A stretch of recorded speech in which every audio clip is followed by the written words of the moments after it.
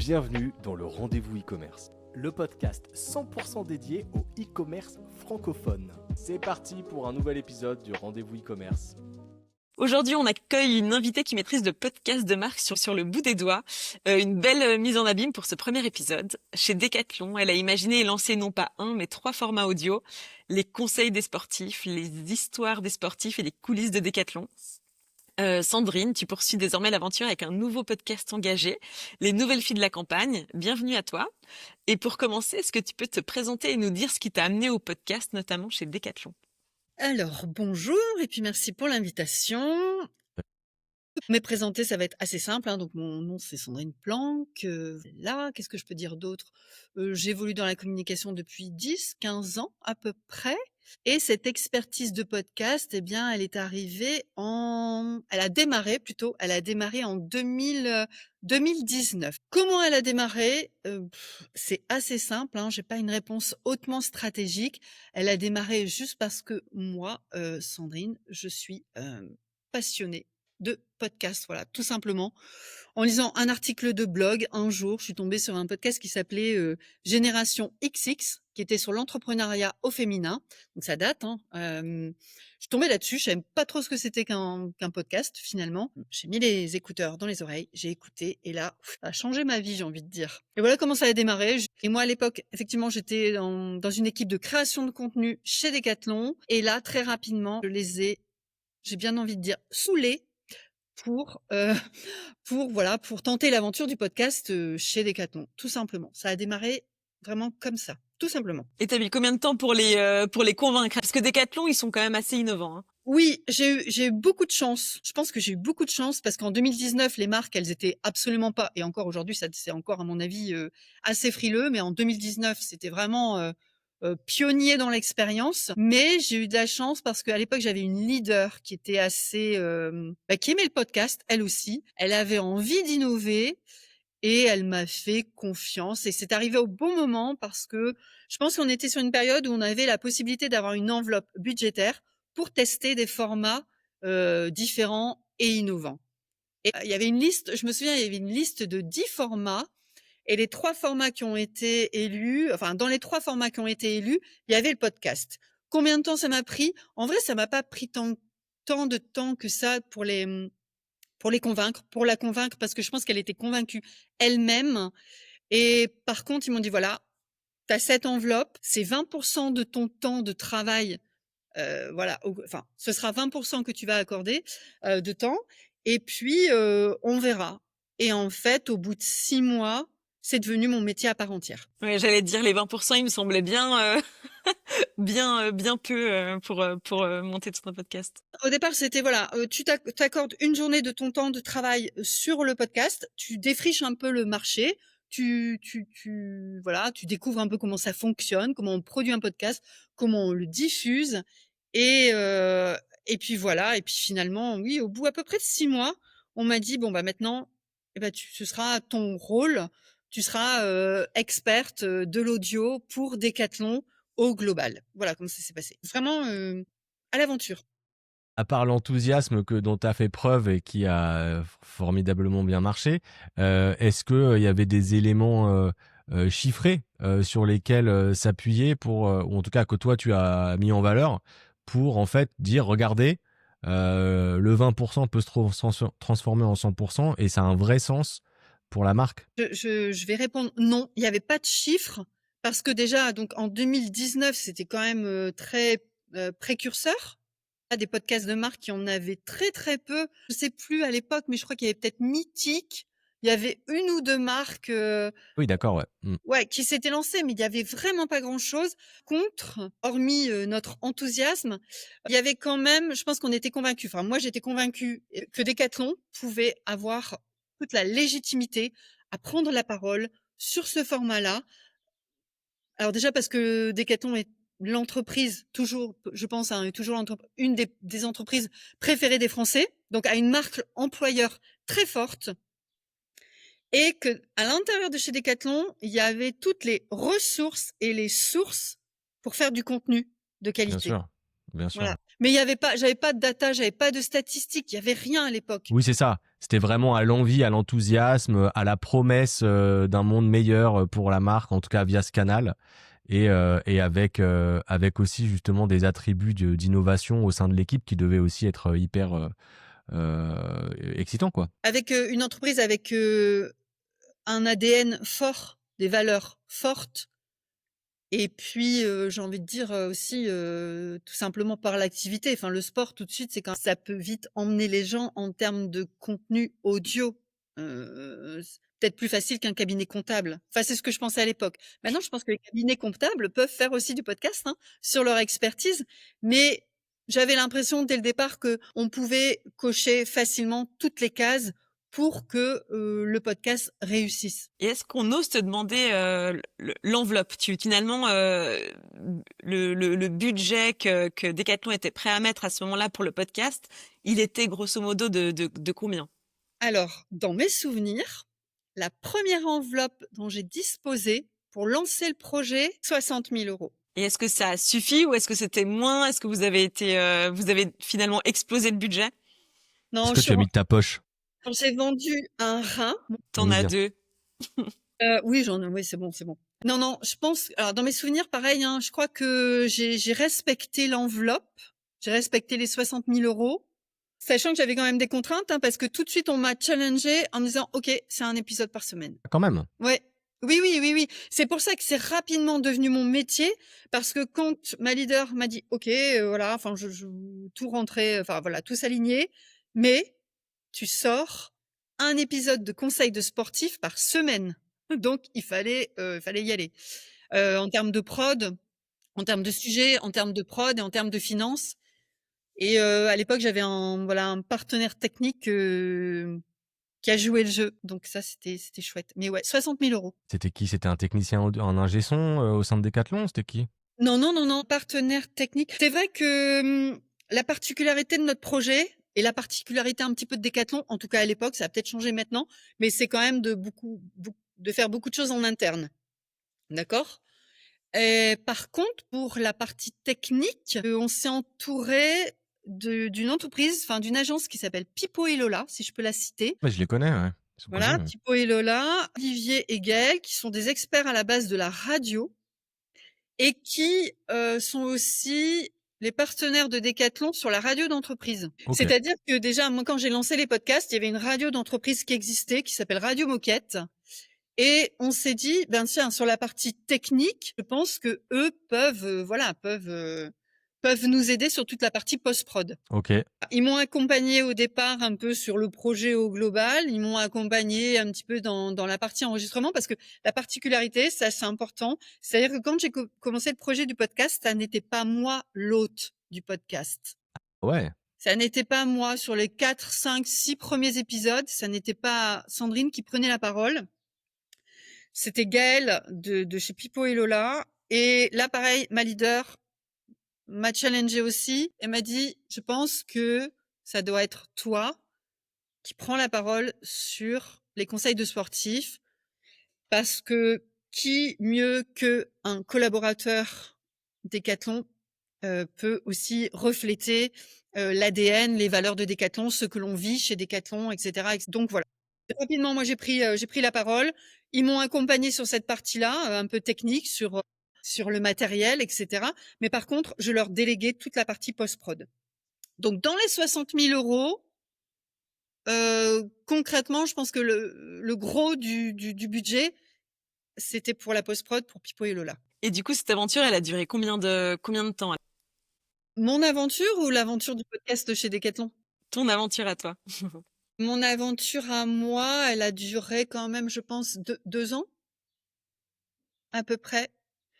En fait, aujourd'hui, je n'y suis plus, effectivement, mais peut-être que ce qui me rend la plus fière, c'est que l'aventure a continué. Donc ça veut dire que le format fonctionne au sein de l'entreprise. Voilà, parce que si ça s'était arrêté après moi, après mon départ, ça veut dire que bon, peut-être que le n'était pas aussi porteur que ça ou enthousiasmant, Bien que tu étais irremplaçable. ou bien que j'étais irremplaçable. Alors, on va revenir en arrière et je vais dire non, non. Mais, même si ça a été un crève-cœur de l'arrêter, En fait, en vrai, maintenant, avec le recul, je suis hyper contente que les conseils de sportifs perdurent.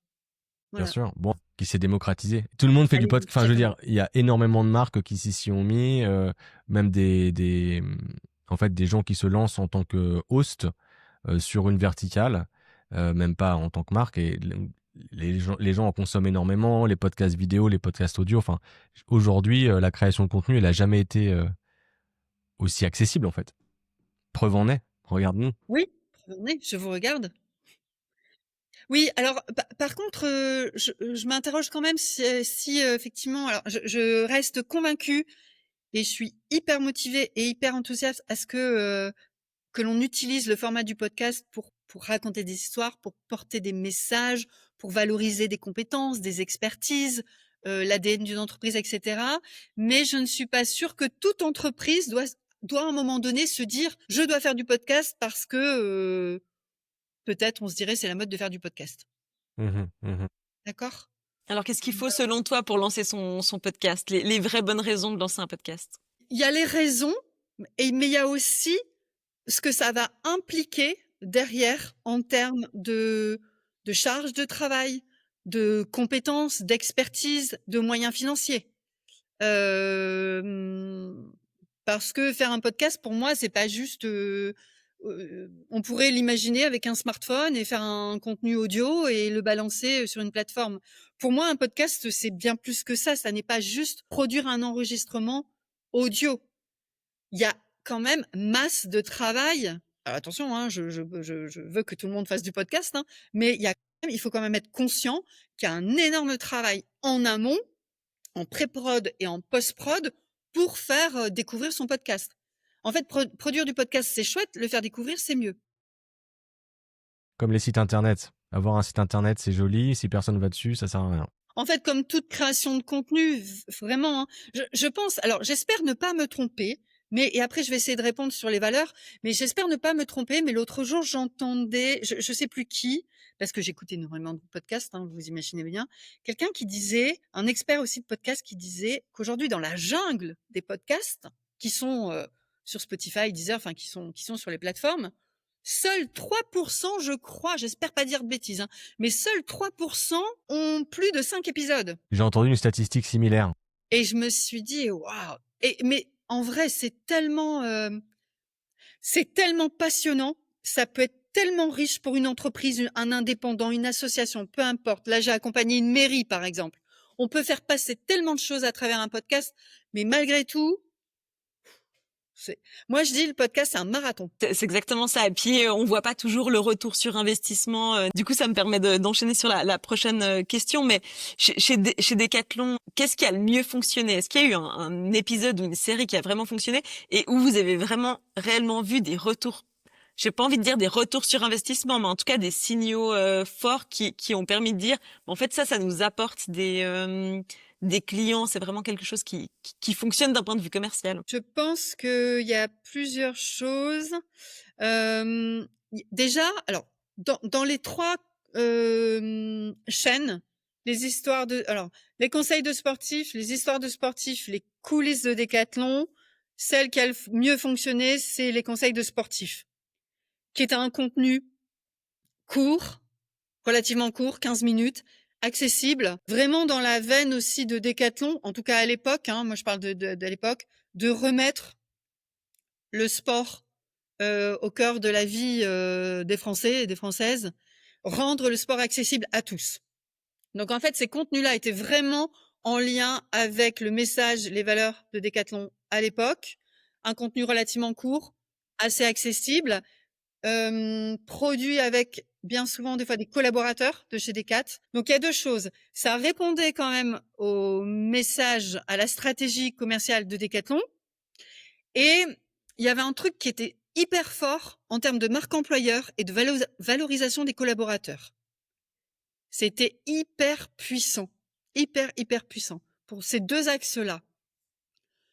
Les conseils de sportifs fonctionnaient bien aussi, je pense qu'on en a parlé dans un échange, c'est dans la stratégie globale à 360. C'est-à-dire que ce contenu venait apporter une valeur supplémentaire sur la plateforme web, dans les réseaux sociaux. En fait, ils ne pouvaient pas vivre seuls. Au départ, je savais pas, hein, mais très rapidement, on s'est rendu compte que ce contenu grandissait, s'amplifiait à travers une stratégie à 360. Ça, je pense que c'est important à dire, hein, quand même, pour ceux et celles qui vont se lancer. Je sais pas si j'ai répondu à ta question. Je pense que Oui. j'ai divagué là, je crois. Non, ça m'a l'air, Mais bien. c'est dur effectivement en tout cas à l'époque, d'apporter un ROI direct. Bien entendu qu'après l'écoute d'un podcast, on n'allait pas savoir si les gens allaient acheter une Oui. paire de baskets. Aujourd'hui, il y a des petites techniques pour y arriver plus facilement, mais en tout cas à l'époque, c'était pas ça.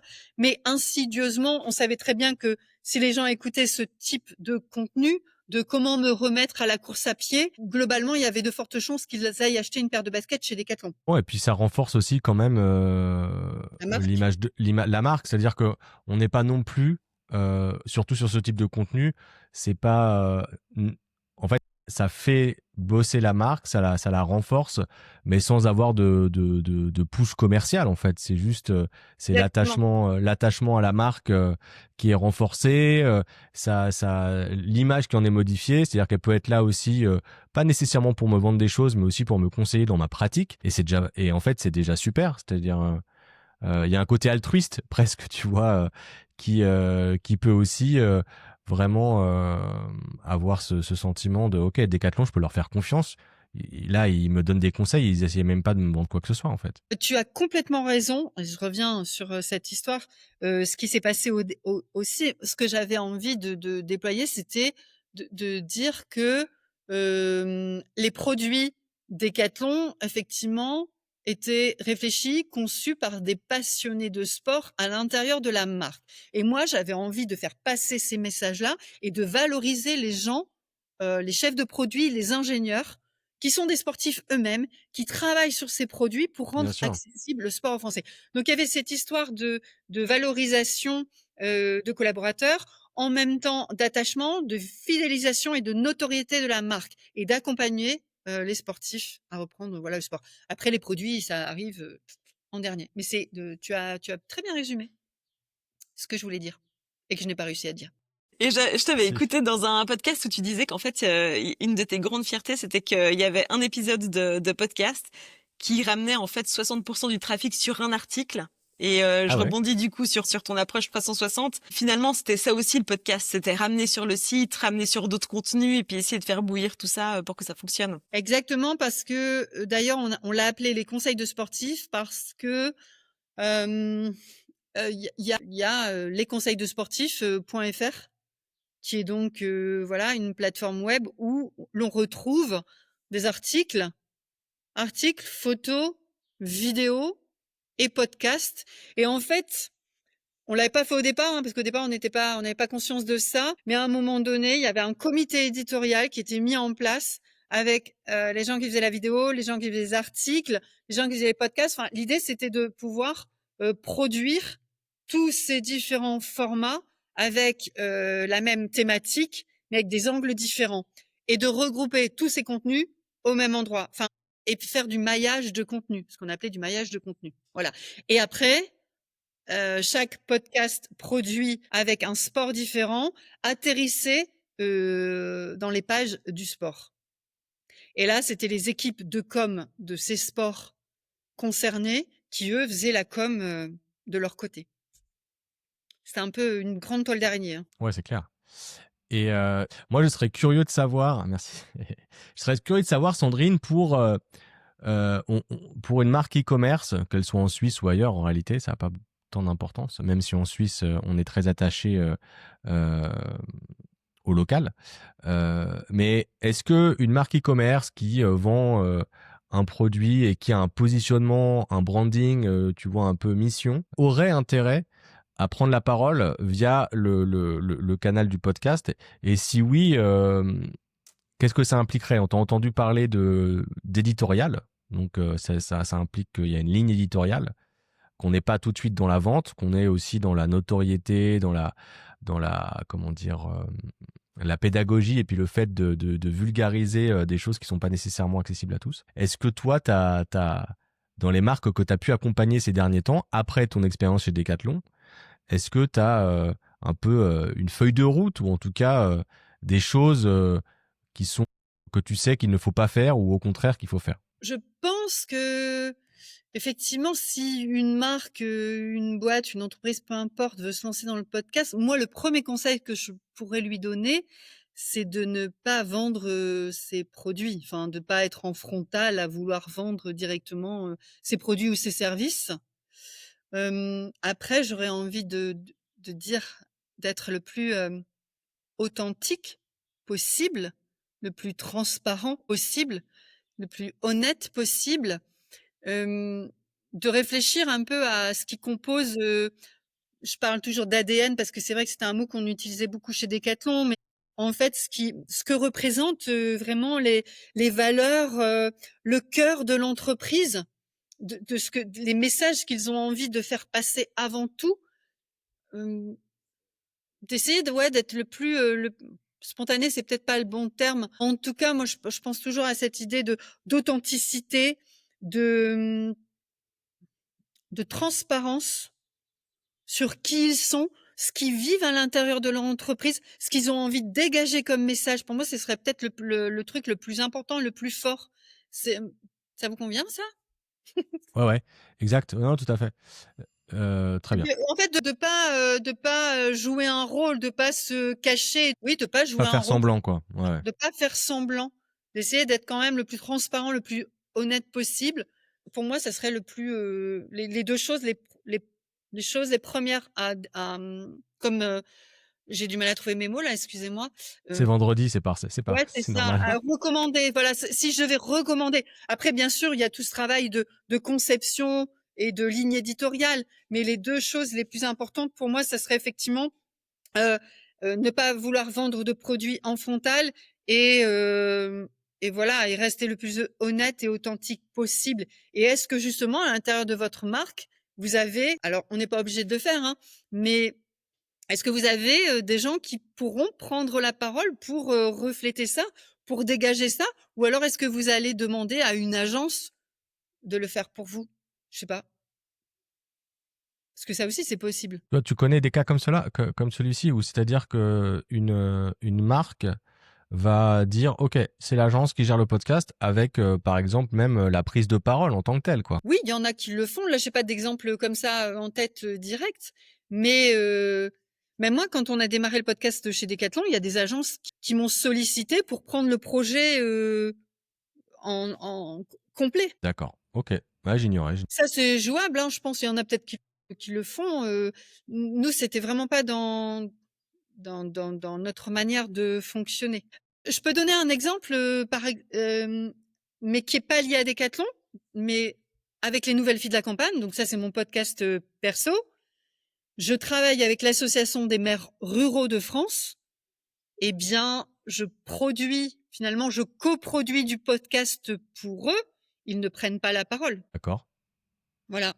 Tu Je peux nous vais en là dire plus sur ce projet? avec les associations des maires ruraux de France. Ouais, ou les filles de la campagne, de Oui, manière plus générale. Est-ce que tu as un business model dédié pour enfin, que tu as conçu, ou est-ce que c'est un projet un peu un side project, plaisir, et puis peut-être qu'un jour il va dégager des revenus? Je sais pas, que tu peux nous en dire oui.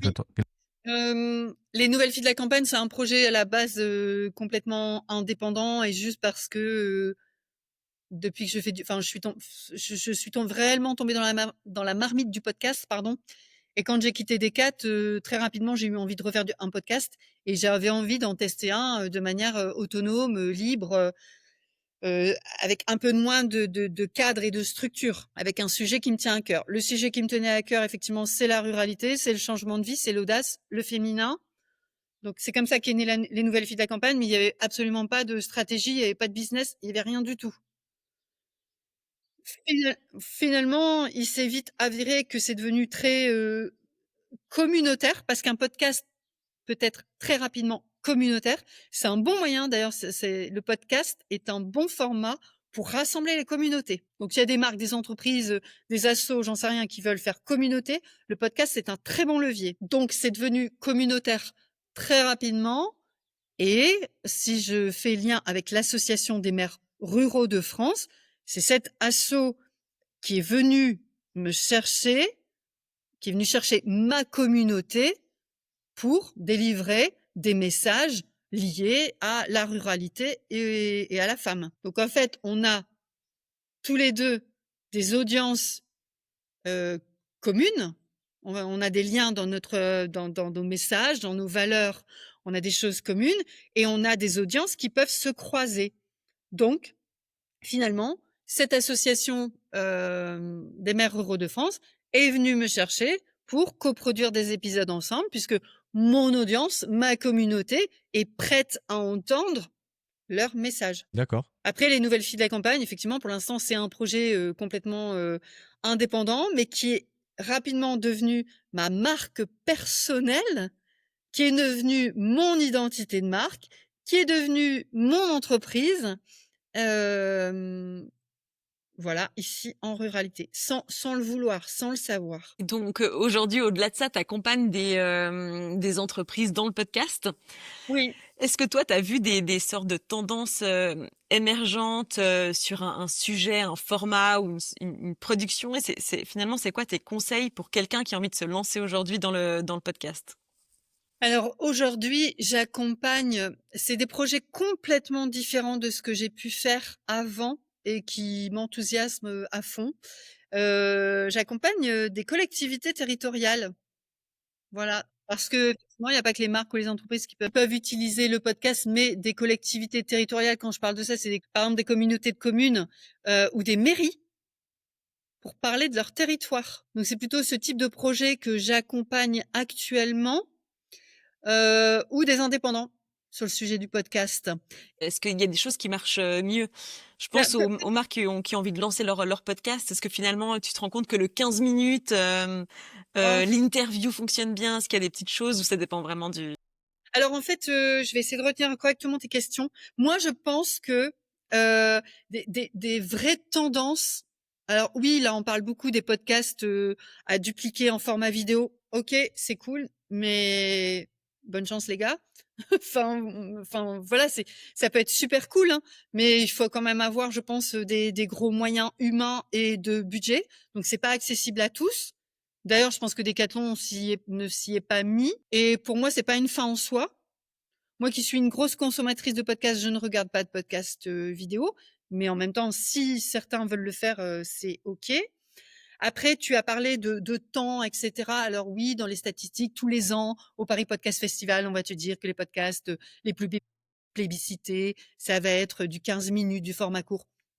OK. Mais en vrai, Mathieu Stéphanie fait des podcasts de 2 heures et ça marche très bien pour lui. Pour moi, alors d'accord, le 15 minutes, le 30 minutes, c'est peut-être plus facilement consommable, diffusable, mais en vrai, si tu as un sujet de fond hyper intéressant, hyper pointu, hyper passionnant qui fait 1 heure, bah te l'interdis pas. D'accord? Enfin, moi, il y a les grandes tendances. Il y a comme, bah voilà, oui, ok, l'auditeur de podcast a entre 30, enfin, 40 ans en moyenne. Il est urbain, etc. Moi, je fais tout l'inverse. Je suis tout l'inverse. J'ai 51 ans. Je vis à la campagne. Je fais du podcast pour la ruralité.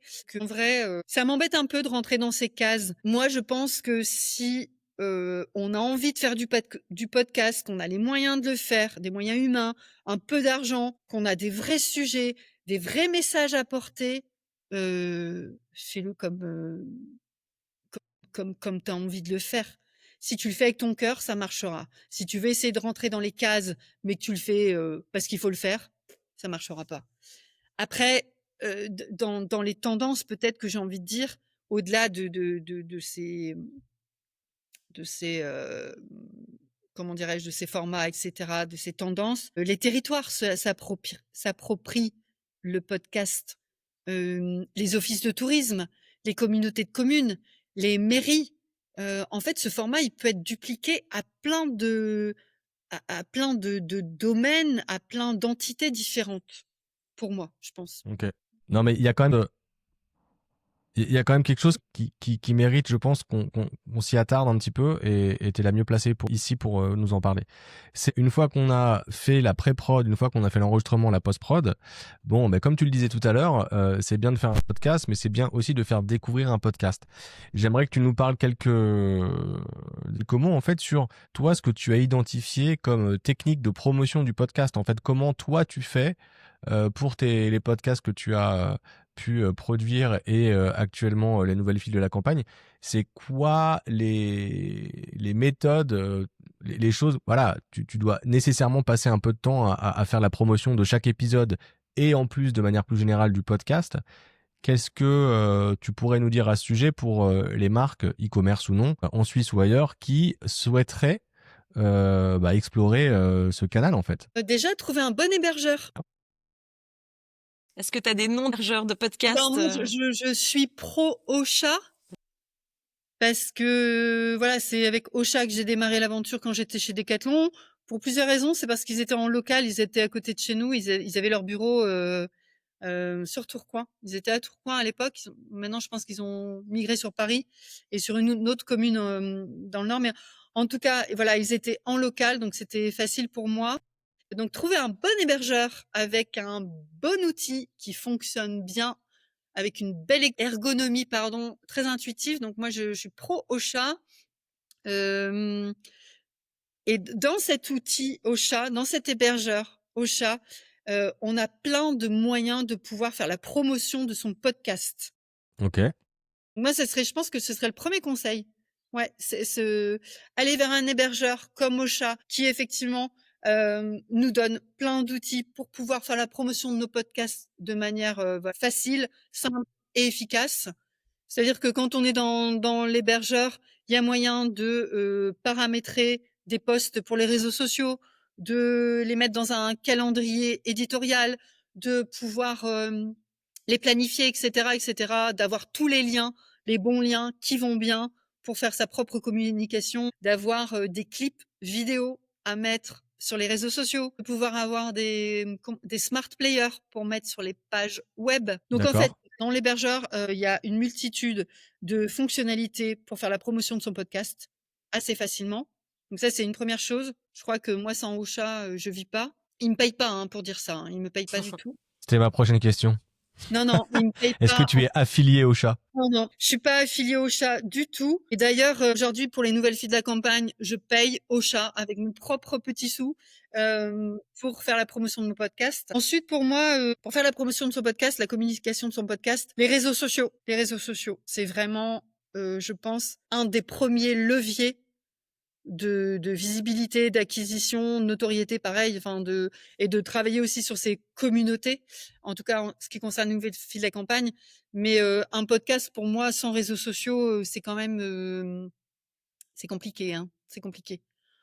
D'ailleurs, c'était une chose compliquée que j'avais chez Decathlon, parce que je n'avais pas la possibilité d'avoir un compte, un Insta, par exemple, pour le podcast. Parce que à l'intérieur d'une grande marque comme ça, il y a déjà il y a masse de réseaux sociaux différents. Je sais pas, Domios, Quechua, etc. Donc, il n'était pas question d'ouvrir un autre compte de réseaux sociaux. Donc ça, c'était un peu compliqué parce que du coup, le podcast, compliqué, était diffusé dans un écosystème global. Mais quand on peut avoir son propre compte pour sa chaîne, c'est quand même hyper, hyper important. Et de pouvoir, publier régulièrement des posts, tout le temps, tout le temps, tout le temps. Donc tu suggères même pour des indépendants qu'ils aient leur propre compte réseaux sociaux du podcast et qu'ils publient pas sur leur propre Instagram d'entreprise, par exemple?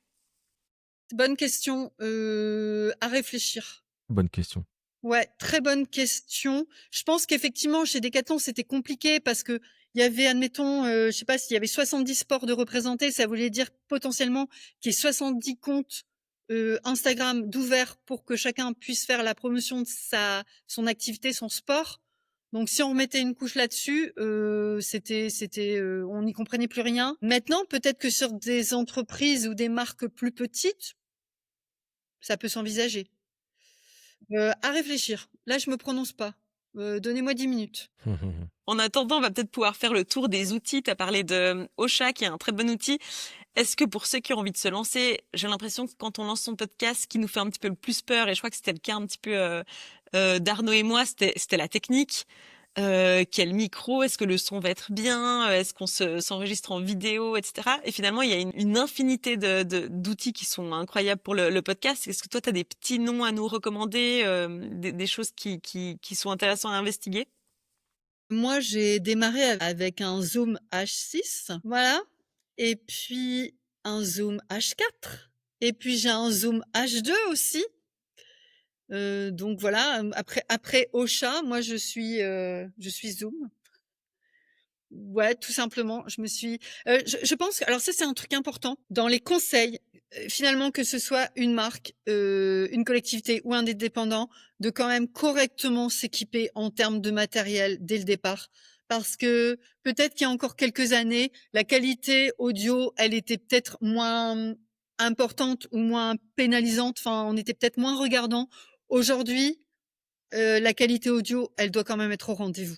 Parce qu'écouter 1 heure, de podcast, même si le fond, il est hyper intéressant avec, un truc, inaudible, Oui, bien sûr, ouais. on fait demi-tour. Je dis ça parce qu'il y a très peu de temps, j'ai accompagné une collectivité et effectivement, ils voulaient faire avec des petits moyens et en plus, les zooms, c'est quand même pas des investissements de fou, ça reste quand même abordable et la qualité audio, elle est moyennement au rendez-vous et ça, je pense que ça peut être très pénalisant dans le succès d'un podcast, peu importe à qui il s'adresse, e-commerce ou pas. Et alors, dans ce cadre-là, tu aurais une idée de budget à nous partager aux personnes qui nous écoutent, un peu le starter pack podcast? Je pense que nous, quand on a investi avec Decat, pourtant c'est une grosse boîte, hein, je crois que j'ai dû investir 1000 balles. Voilà, tu vois, c'est rien.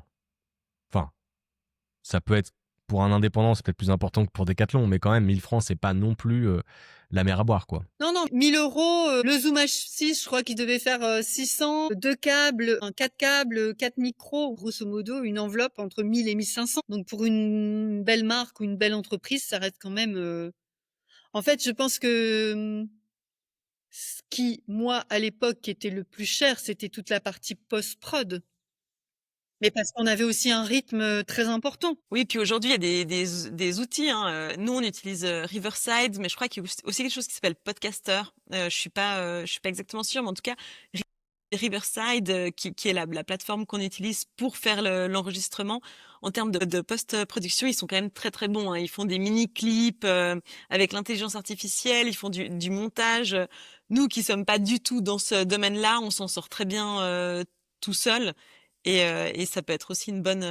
Oui, en fait, c'est vrai ce que tu dis. Aujourd'hui, il y a quand même beaucoup plus d'alternatives que même moi à l'époque. J'ai l'impression d'être un dinosaure. Et parce qu'en fait, nous, on a opté aussi pour une méthode différente. C'est-à-dire, déjà, une grande partie des podcasts étaient toujours enregistrés en vrai, en live, enfin, dans la même pièce, j'ai envie de dire. Et le montage était externalisé par des pros du montage. Voilà, il n'y avait pas encore tous ces outils et ces plateformes aujourd'hui disponibles comme Riverside, ce qu'on utilise aujourd'hui, ou Zencaster. Oui, c'était celui-là. Ouais, tout à fait. Voilà, Zencaster. Aujourd'hui, il y a l'intelligence artificielle qui permet aussi de déployer plein d'outils facilitants pour les podcasts, pour les podcasteurs, pardon. Nous, voilà, on le comme moi je le fais encore quand même aujourd'hui, d'une manière un peu artisanale, enfin de l'orfèvrerie, oui, c'est ça. Mais Oui, c'est pas obligatoire. c'est pas C'est pas obligatoire. obligatoire en Et il y a vrai. de plus en plus de petits studios de podcast. Je suppose que c'est des gens qui ont fait leur podcast et finalement qui ont acheté tout le matériel, qui ont le studio et qui maintenant qui louent des studios. En tout cas, à Genève où on se trouve, j'ai l'impression que on voit Ouais, il y ça a deux, à tous trois, hein. les, il y en a deux, Ouais, ouais. trois, Oui, ouais, qui Mais fonctionnent. Donc ça, pourtant, c'est c'est pas aussi une très grande ville. non, c'est pas une très grande ville. mais Mais il te propose aussi, ouais, de louer ton studio et puis ensuite de faire le montage avec une qualité qui est hyper pro. Donc ça, c'est aussi encore une option. oui, oui, non, mais c'est vrai que si effectivement une marque a envie de déployer son podcast, aujourd'hui, il y a énormément de solutions, de production, de post-production pour, soit faciliter le travail ou carrément déléguer ou oui, oui, non, non, il y a masse de solutions qui n'étaient pas forcément le cas, moi, à mon époque, de dinosaure. Voilà. Après, ça dépend aussi peut-être comment on a envie de le faire. Moi, pour être honnête, j'ai encore beaucoup de mal à le faire à distance. Parce que pour moi, le podcast, ça reste quand même un format de comment dirais-je, avec cette histoire d'authenticité, de créer du lien humain. Et c'est vrai que je mets beaucoup d'importance à créer du lien en amont de peu importe quel enregistrement. Que ce soit les épisodes que j'ai pu faire de la marque, que ce soit avec les nouvelles filles de la campagne aujourd'hui, que ce soit avec des collectivités, avec des sujets de mairie, etc., que ce soit avec l'association des maires ruraux de France.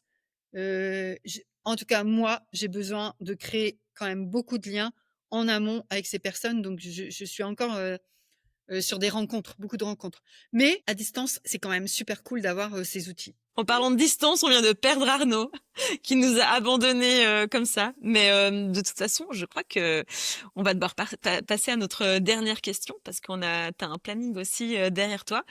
Et notre dernière question, c'est un peu toujours la même. Il n'y a pas que le e-commerce dans la vie. Et on aimerait savoir un petit peu ce qui t'anime en ce moment. Ça peut être une série Netflix, un podcast, un film au cinéma. Je recommande, j'adore ce podcast. Ça doit révéler quelque chose en moi de profond. J'adore un podcast qui s'appelle Thune. Ok, ça s'écrit quoi? Thune? Exact, par Laurence Velli et Anna Borel, si je me trompe pas, non. Ce sont deux artistes. Ouais, Laurence Velli et Anna Borel, que j'adore. J'adore ce podcast. Thune, j'adore. Et ça parle de thunes, du coup? Ouais, ça parle d'argent. Elles vont à chaque fois à leur rencontre de personnes complètement différentes, avec des professions différentes, et elles vont creuser le sujet de l'argent. Et à chaque fois, ça fait des sujets hyper intéressants. C'est très même sociologique, j'ai envie de dire. Ça parle de la société finalement et du rapport qu'on peut avoir à l'argent.